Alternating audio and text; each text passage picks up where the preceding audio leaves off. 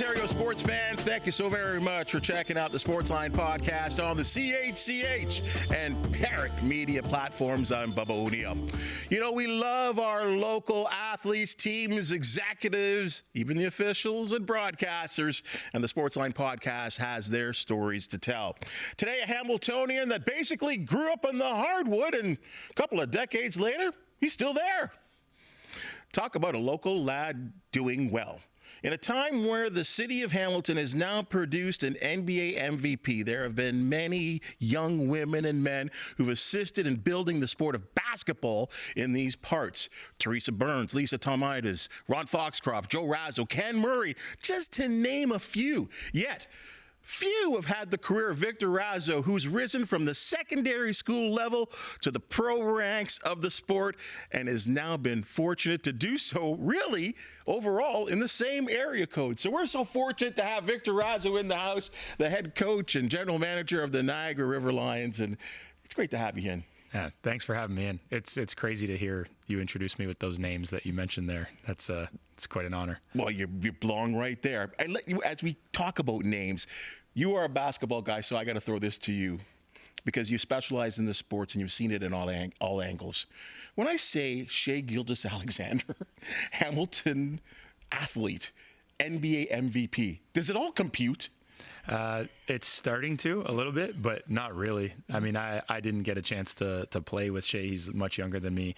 I didn't really know him very well either, but just to say that the best, if not one of the best Hamilton or players in the world are from Hamilton it's just mind-boggling, honestly. And he has just gotten so darn good at basketball. I'm proud watching him, and I root for him all the time. I think that's the attitude that I'm getting from a lot of Hamiltonians in terms of sports. But as I said, when I dig into it, though, there's so much behind it. I mean, yes, the athlete is there, but the athlete needs to be honed in. And you've gone through that high school program and sort of the junior programs here that we have in Hamilton. It's a credit to them, too, isn't it? Absolutely. I mean, there's really good coaching in the city. There's really good development, and there's people who care a lot about pouring their time and effort into young kids who are invested into the sport. And I know Shai played for really good programs and had people who cared about him. And when you combine that with the talent and determination that a young man has, we produce great athletes in this city, and it's great that Shai's kind of put us on the map, so to speak.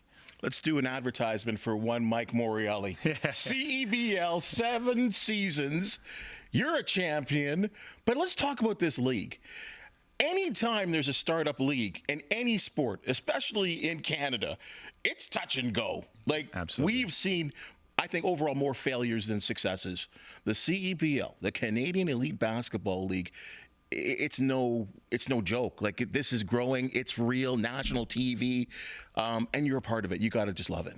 Yeah, I do. I'm thankful all the time that, 7 years ago, I kind of made the jump to do it. And at that point I was 27, and it wasn't as risky for a young guy like me to kind of devote yourself to something that historically has failed.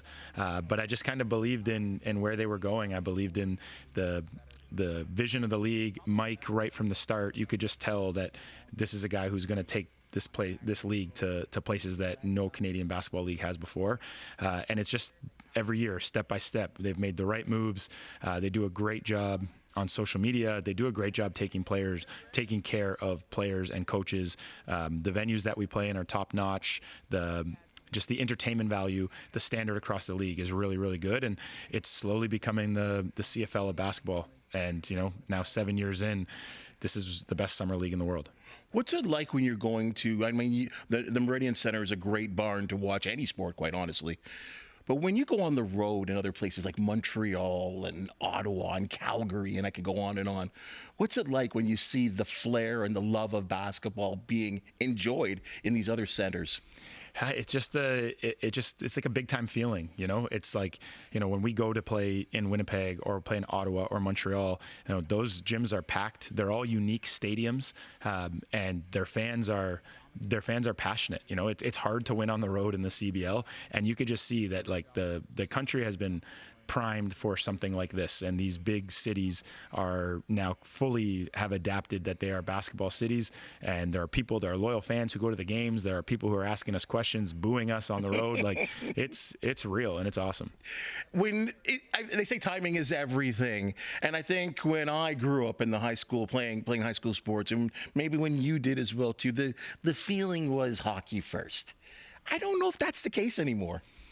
I'm not sure we've passed hockey, but we definitely have a serious love for basketball in this country. You know, even from the time that I was a kid till now, you could just see it. There are lots of kids playing basketball. You know, there's people playing basketball all over the place. We have such a diverse country. Basketball is it's a very accessible sport. You know, you don't need much to play basketball, and we've fallen in love with it. And the Raptors have done, you know, from the Vince Carter effect to them winning the championship, it's just kind of changed everything about the sport in this country, and people love it. And, you know, we are here at the right time for that. I think there's a cultural aspect to it as well too, maybe. Absolutely. There definitely is, yeah. Right, I feel so. Let's talk about the Niagara River Lions, and you've been at it for a little bit, even going back to before it was in the CEBL. You've been knocking on the door, and I mean, you can get into this, but last year you were a champion. What was that like? I mean, it was great. It was validation. You know, I was an assistant for the River Lions when we existed in the last year of the NBL Canada.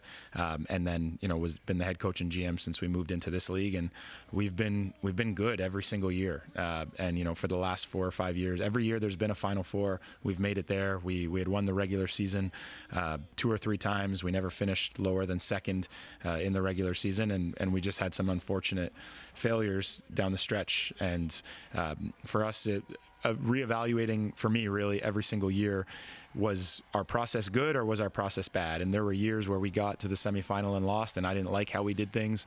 But the last few years we had been getting there and losing. And one year we made it to the championship, and it was just like, we're doing things right, and we just need to kind of stick with the process, make some, you know, minor personnel tweaks, and, you know, me grow up as a coach too, and be able to handle those moments better and prepare for them all year long. And last year was just that. It was just validation that our organization does a great job, that we have been doing a good job on the basketball floor, and we just needed to be stamped as champions and not as, you know, the regular season darlings who can't really get it done at the end.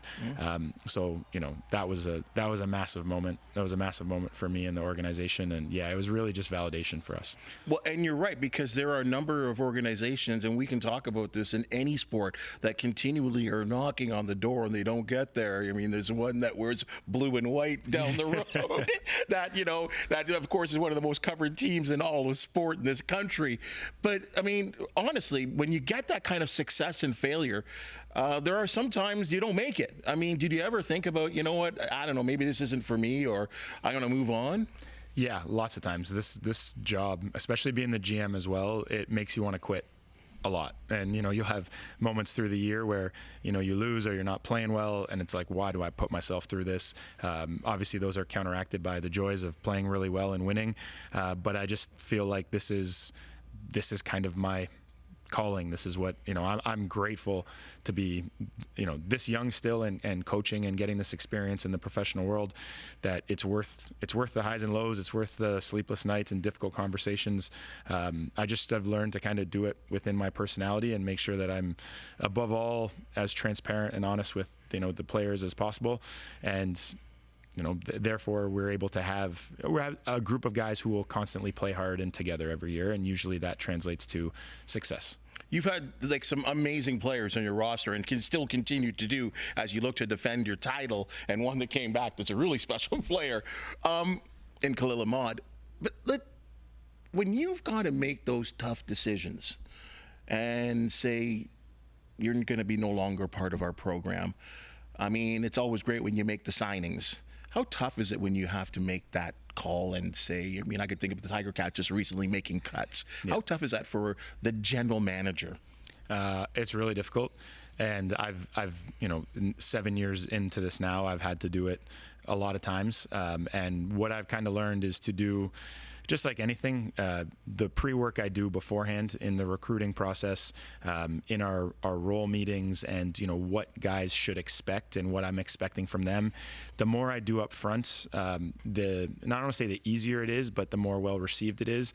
I have to be transparent. I can't sleep at night if I'm not telling guys the truth, or I'm hiding things from people, which is, I've learned to have those smaller, difficult conversations along the way, so that if it ever gets to the point where I have to release somebody, that, it's not coming out of nowhere. They've been given expectations.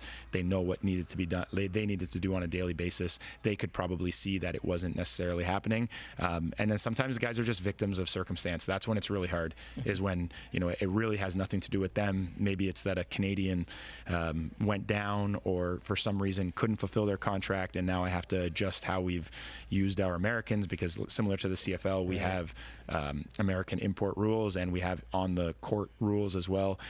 So when those kind of situations come up, it's tougher, but those conversations will never be easy. But as a leader, you've got to have the conversations, and you got to do it.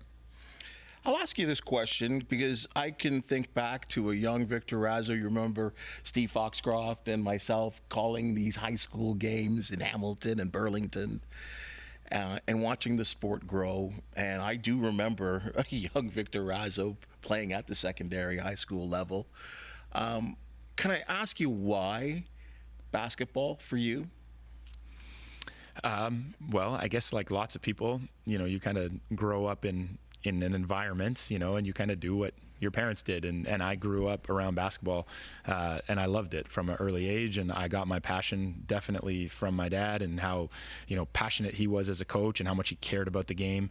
And that's kind of really been it for me. It was my goal to always win a national championship in university, even from when I was way too young to realistically be having that goal. And I just chased it. And then I kind of realized by the end of my university career, I'm not going to the NBA, and I really don't want to try to play overseas. Like, I know where my limitations lie, but my love for the game and all that work put into it just gave me the understanding that coaching was where I actually, I do think I had a talent more so than on the basketball floor, just because of the way I always had to learn the game, being a less athletic player.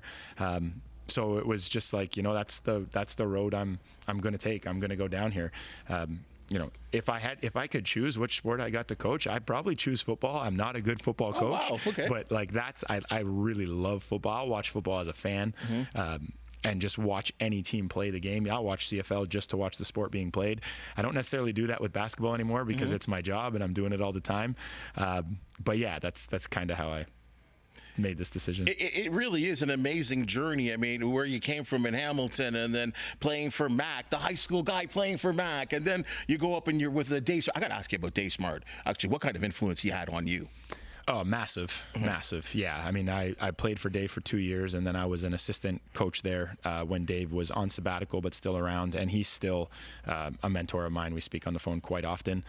He still coaches me essentially from afar, but that is one of the best basketball coaches in the world. And to go through a season or a few seasons of playing for Dave Smart at Carleton, especially during his tenure at time, you learn a lot about yourself. You definitely learn a lot about basketball, but more so you learn about how to be a great teammate, how to actually care about people, how to deal with accountability, how to show up every day. And he's had a profound impact on my life. If you had a ring to put on Dave Smart's hand in terms of OUA championships, and even you're getting close to national championships, you'd have to fill up your hand and your toes, I would think, as well too. Yeah. It's amazing the success he's had. I mean, for him, they didn't even give out rings for OUA championships there. In fact, it was never a happy locker room after OUA championships. It just was never the goal, so it was always that's probably it. National championships. And yeah, I think he's got 16 of them. So oh, it's incredible. You talk about that decision to coach, and as I do, I remember you as a player, and again watching you at the university level, and I always thought you were a bit of a technical player, a tactician, and you could really understand why this guy plays the game. You knew the fundamentals. You played that way. As you talk about that decision to become a coach, I would tell you this. In most times, I think in professional sports, sometimes someone that played the game are the worst coaches. Look at Wayne Gretzky, the greatest player that we've seen in our time, was a horrible coach. What made you think you could be a good coach? I think guys who are really, really good at the sport have a tough time being really good coaches, because there's almost an art form to being that excellent at any sport. But for me, I was always a role player. I had to know the entirety of the game. I had to understand my role, 1 of 5. I had to question coaches' schemes, so I understood, I was just never athletic enough to, go out there and just dominate a game by myself. I needed my team to be organized so that I could play, really. So that's why I was quite comfortable with it. And in my last year, or when I went to Carleton, I told Dave that I wanted to be a coach after. He said that that's fine, but by the time you graduate, the players on the team who you'll be coaching the next year, they need to clearly see you as a coach and not as just a player who is their friend. So I started to really think about that my last year, and then for me it was seamless. But I do understand why guys who are really, really good struggle, because they could just take over. Their mind sees things differently. Athletically, you can just solve problems where coaches can't physically solve any problems. It's all about how you communicate and how you have your schemes and adjustments and stuff like that.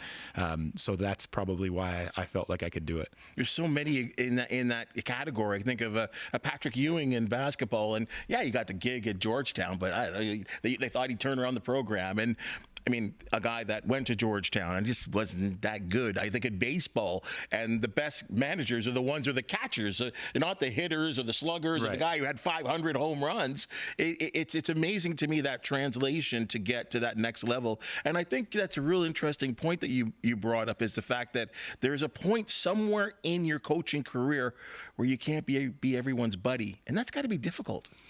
Yeah, it is. But I knew that right off the start, especially as a 27-year-old coaching pros. It wasn't until I think I was 32 or 33 that I wasn't, that there wasn't a player on the team who was older than me.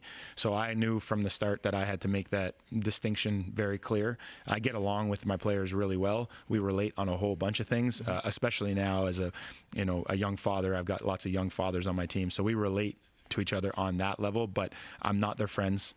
I don't really want to cross that line ever. And that's, so they respect me as a coach and I respect them as a player. But it has been difficult because I'm the same age as lots of them. You're coaching professionals, but as we saw on your sort of resume that we had at the top there, Ridley College is actually another element of your coaching career where, again, now you're coaching pros and you're coaching, I guess, adolescents at the teenage years. Can you talk to me about what's going on at Ridley College? Yeah, so I got hired at Ridley a couple years ago to be the head coach of their prep basketball team and also the director of basketball for the school. And that has been an unbelievable 2 years. I love that so much. And I'm spending, my entire day is coaching, some of the top basketball players in this country. And Ridley College is just a hidden gem in St. Catharines. It's one of the best boarding schools in the world. It's a top private school in Canada, and we are attracting high-level student athletes to the school who are incredibly disciplined and dedicated to the sport. And the fun part about that is I get to mold them. When I'm dealing with the River Lions in the summer, these are guys who have been through prep schools and universities. They are molded humans who are now playing basketball to make money. While these guys they're just full of energy and they want to be molded. They want to learn the game. They want to learn to be great teammates. And it's been awesome. In 2 years there, we've turned the program around. We won the OSBA championship this year, and our student athletes are just getting better. You can see that the model of development is good. It's been really fulfilling.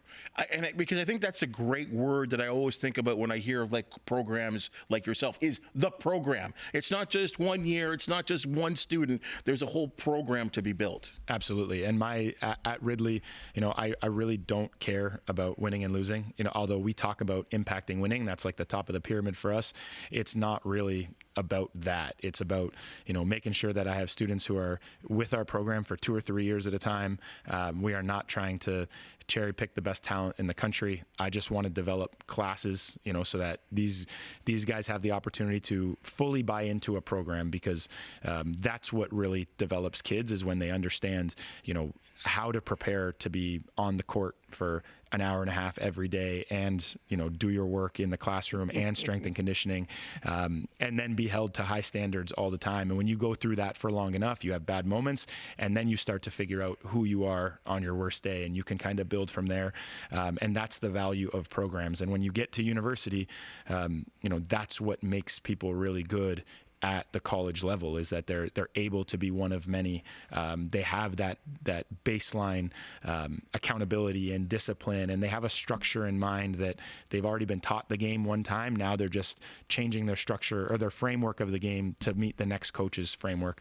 And that's the big thing for me, is making sure that when our guys leave Ridley College, they're physically developed, their skills have developed, but also their understanding of how to compete, how to be one of many, is at a level that will impact winning when they go to their next school. They got to be coachable. Like they got to be coachable. Because the difference for me is that I tell these guys all the time, the job for me at Ridley is not, I'm not getting hired or fired based off of winning, but your next coach is.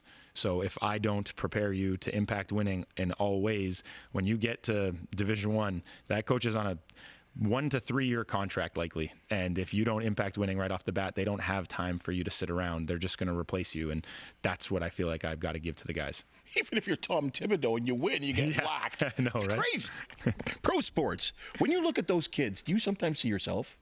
I see them. They're way better than me. And I wish I worked as hard as those guys. I always thought I worked hard, but I'm so impressed by the amount of sheer effort that they put into training for the game. It's really impressive, and I think that's kind of an under talked about thing with, especially I've noticed with youth basketball players, is that there is no willingness to, or it's no lack of willingness to work hard. Like, these guys will get up in the morning to lift and shoot and still practice with intensity in the evening and want to do it again the next day. It's quite impressive.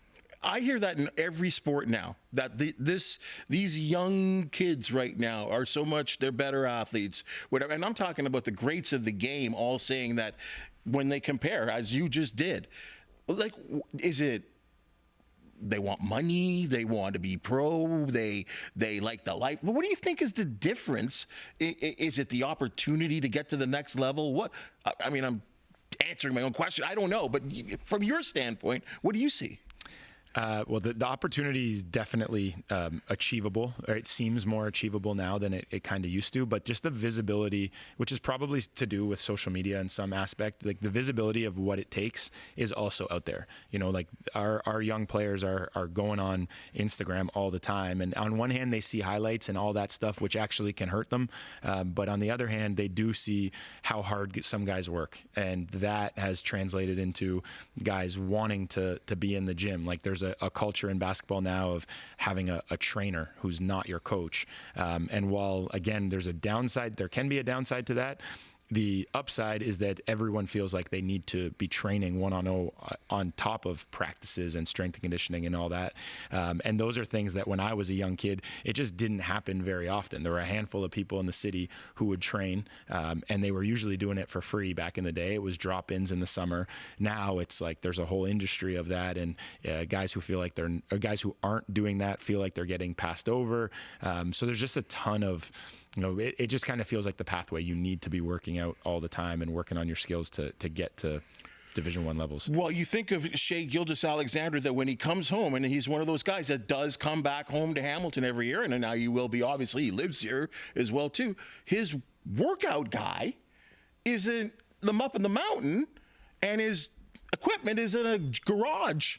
And that's where he does all his hard work in the off season. And it does amaze me that the work habits of athletes nowadays, compared to to many generations ago, where you started training a month before the season started to get yourself back into shape. Right. Now, as you said, it's 24/7. I like to play this game every once in a while called Picture Time.